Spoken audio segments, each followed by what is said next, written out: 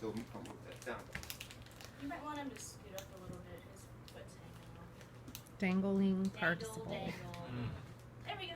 Okay, now in this position, it's called collapse position because when we're applying even more collapsing, we can do the compression and then open.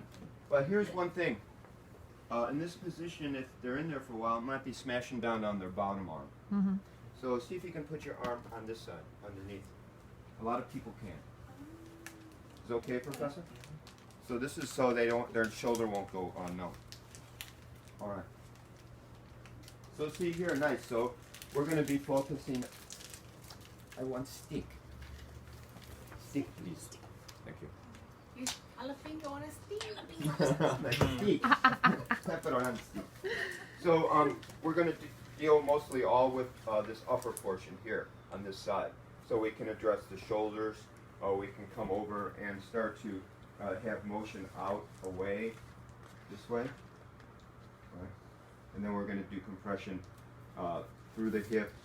And look at how nice this is supported. So we can do some nice pressure all through here. Mm-hmm. And then after that, we just have them move back just a little bit, and then we're going to compress up this way.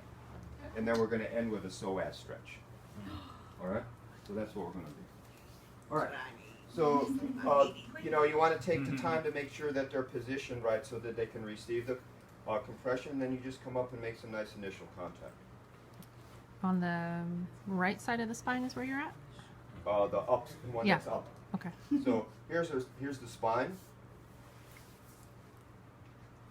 Mm-hmm. and we're all up in here. Cool. That was just video commentary. That's good. Clarification. So even when you have initial compression, you think about where you're compressing, why, and what has the most impact in that situation. So from this position here, you can compress down right here at levator, right, and also get a little movement out of the shoulder girdle. Okay. That pressure's okay. And remember, so you make flat heel contact, and if you want more pressure, you simply have to lift up because it levers in there more. You feel the difference in pressure? Easy. So then you just come along, and what I want you to pay attention to is the location of the spine, and know that when you're adding, you're adding compression, you want to have, for these general compressions, the arch of your foot is over the spine, right? So it's easy compression. And I'm using this foot because my stance is opening.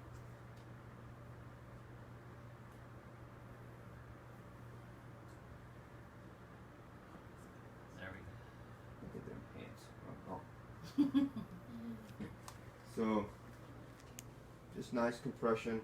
And if you, after some general loosening, you can bring a little bit more specificity into the area. And again, this is all above the spine. So we're getting all this. So we're getting the longissimus here, right? We can get the rhomboids here and the more superficial upper trap just in this area between the spine and the vertebral border of the scapula. So you can use your toes. You can use the side of your foot. You can use your heel, which I like to do in that area.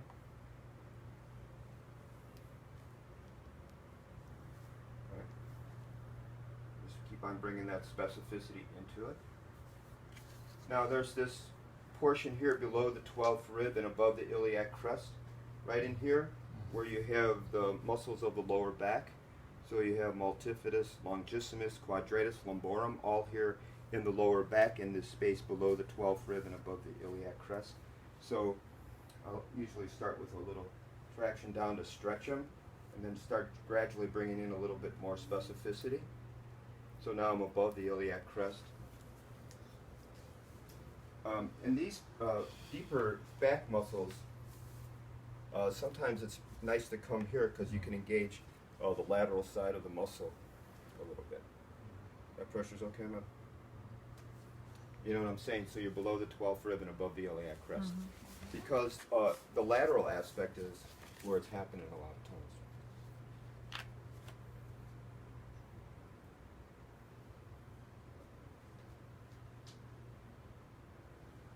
Your neck okay? Dang. You're not crumbling. He's out. He's unconscious. He's fine, whatever. So when you're working here, then you can engage like this, right? So even pressing on the rib cage like that, that doesn't. Dude, we stayed on it.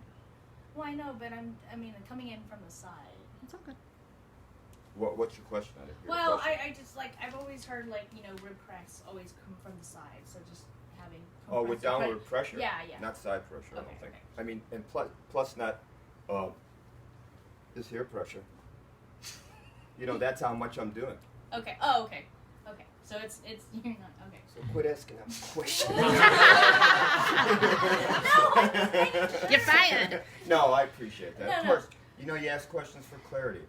Oh, for sure, and but no. No, downward pressure I get, but I sometimes crack like my rib with side, downward even pressure. like side laying. I mean, I don't Think of it like could. it takes the rib from here to here. It Here, bows it. So yeah. it's two connection points at the rib heads, Right, the right. front and the back. It's almost like it's helping it breathe so that it can rotate and expand in its spot. So here, right, and then here's iliac crest, and then immediately below is where the gluteus medius fibers are. So those upper fibers of gluteus medius are the ones that get the most tight from standing upright. So you can feel for the iliac crest and again come immediately below it and address.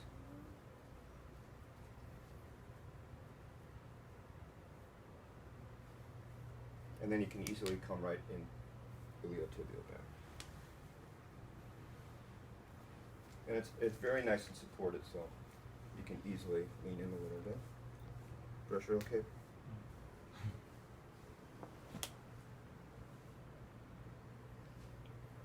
I come from this side because I can work with the cushions easier this way. Mm-hmm. And it takes the pressure. And then however you want to approach it so that you bring some specificity to it. Mm-hmm.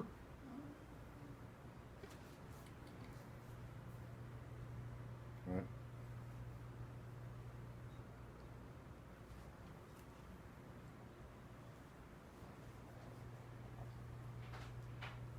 So I'm coming up and down. Oh, show that in your body again. Up, I'm going up like and down. a merry-go-round. Carousel horse. Okay, so easy, right? And now up this way.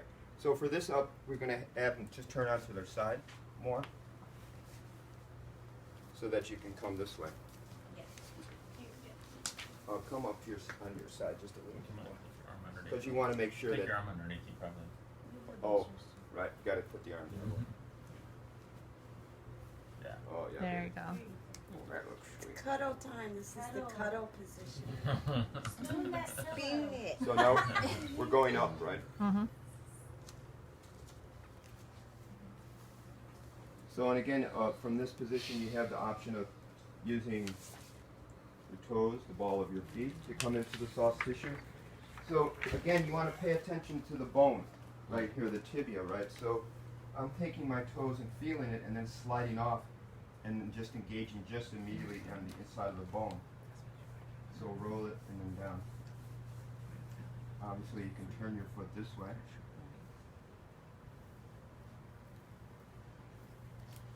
You can also work it like this, right? Like we're doing on the outside lower leg. So here the ball of my feet are on the mat and my heel is coming down. And I'm leaning in on the exhale. His hand came up. He's an uncle. Compression. Is that too much? Yeah. I'm glad I saw that hand. It was a silent plea for help. I didn't hear his voice.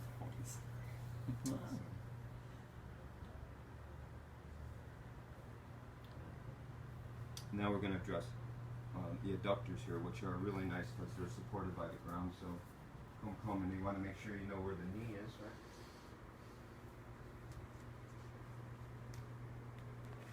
You can just lean in. That's not good. In the manual, I have 2 feet up here, but like I put in there, not for everybody. If you see that future. And I want you to pay attention to that, right? How you can go in. If you feel good about coming on with both feet, please do. But if not, just one singular foot making contact and the other one still grounded. So if it does get too much, you can easily back off the pressure.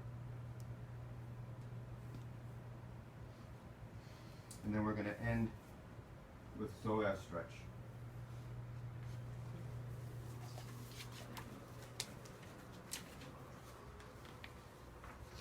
So again, my foot is above the iliac crest.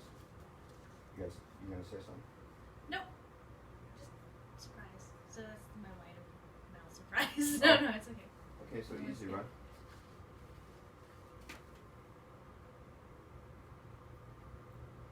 Yes. The answer is yes.